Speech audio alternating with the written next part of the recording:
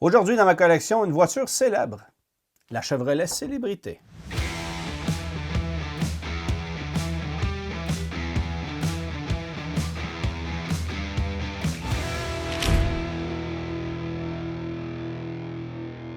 Chevrolet 1982. Chevrolet fait bien les choses. Bien avant l'arrivée des Dodge 600, Plymouth Caravelle et de la fameuse Ford Taurus, GM lançait une vaste gamme de voitures intermédiaires à roues motrices avant dès 1982. Une voiture qui a connu un succès fulgurant et qui était offerte sous 4 divisions: Chevrolet, Pontiac, Oldsmobile et Buick. On parle évidemment des Chevrolet Célébrité, Pontiac 6000, Oldsmobile Cutlass Sierra et Buick Century.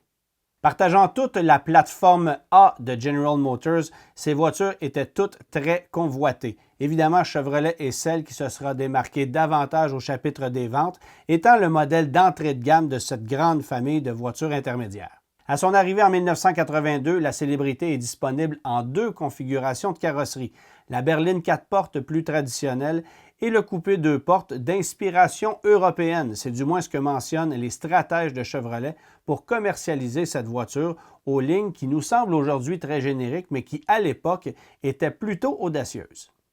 Au menu, avec la Célébrité 1982, 3 choix mécaniques. 2 choix qui proviennent directement de la désormais défunte Chevrolet Citation, donc un 4 cylindres Iron Duke de 2,5 litres et un V6 de 2,8 litres à carburateur, des moteurs qui ont déjà fait leurs preuves chez General Motors.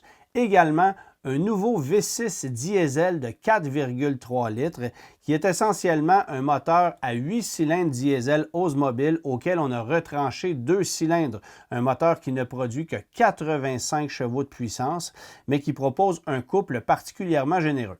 En 1984, Chevrolet apporte plusieurs modifications à la Célébrité. D'abord, des retouches esthétiques à la partie avant au feu arrière, également une nouvelle version Eurosport lancée pour rivaliser davantage avec les berlines intermédiaires japonaises et européennes, donc une berline dont le look est plus contemporain et le comportement routier se voit amélioré par le recalibrage des suspensions de la Célébrité. On lance également en 1984 une version familiale de cette voiture, laquelle peut recevoir en option une banquette de 3e rangée en position inversée, permettant d'accueillir jusqu'à 8 occupants à bord de la voiture.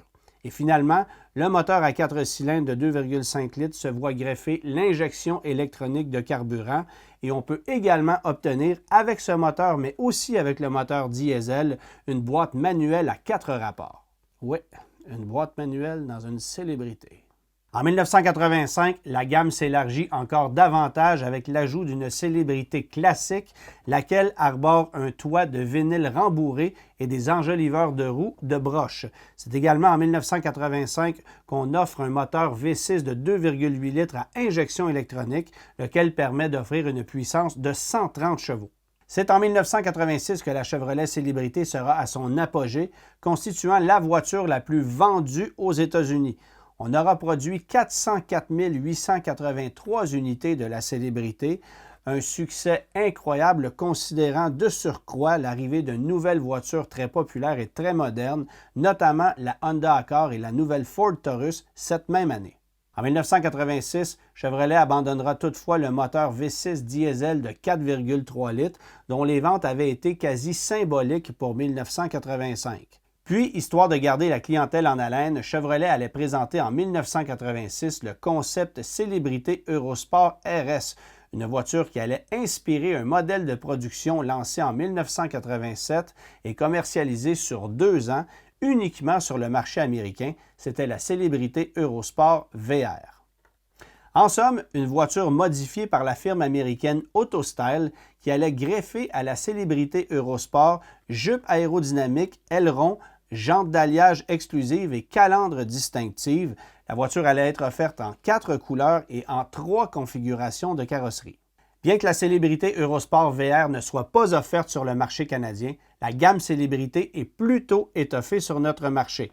On élimine cependant le moteur V6 à carburateur de 112 chevaux pour ne conserver que les 4 cylindres et V6 à injection électronique et on propose aussi pour la première fois une boîte manuelle à 5 rapports Getrag, laquelle sera disponible uniquement avec le moteur V6. C'est aussi en 1987 que débute la production de la célébrité à l'usine GM de Boisbriand, ici même au Québec, alors qu'on cesse la production de la désormais défunte Pontiac Grand Prix. Vieillissante, la Chevrolet Célébrité voit sa production réduite d'un peu plus de 100 000 unités en 1988, alors que la production passe de 362 000 à 258 000 unités pour 1988. On éliminera ensuite pour 1989 les versions à 2 portes et l'offre d'une boîte manuelle avec la Célébrité, conséquence du récent succès de la Chevrolet Beretta offerte depuis 1988. Pour 1989, Chevrolet prépare également le terrain à l'arrivée d'une nouvelle berline intermédiaire, la Lumina, laquelle succédera à la berline Célébrité. On conservera toutefois en 1990 la Célébrité familiale sur le marché nord-américain, laquelle sera désormais dotée d'un V6 de 3,1 litres qui fait 140 chevaux. À noter que la familiale Célébrité ne sera pas produite à l'usine GM de Boisbriand, qui dès 1990 consacre toute sa production à l'Oldsmobile Cutlass Sierra.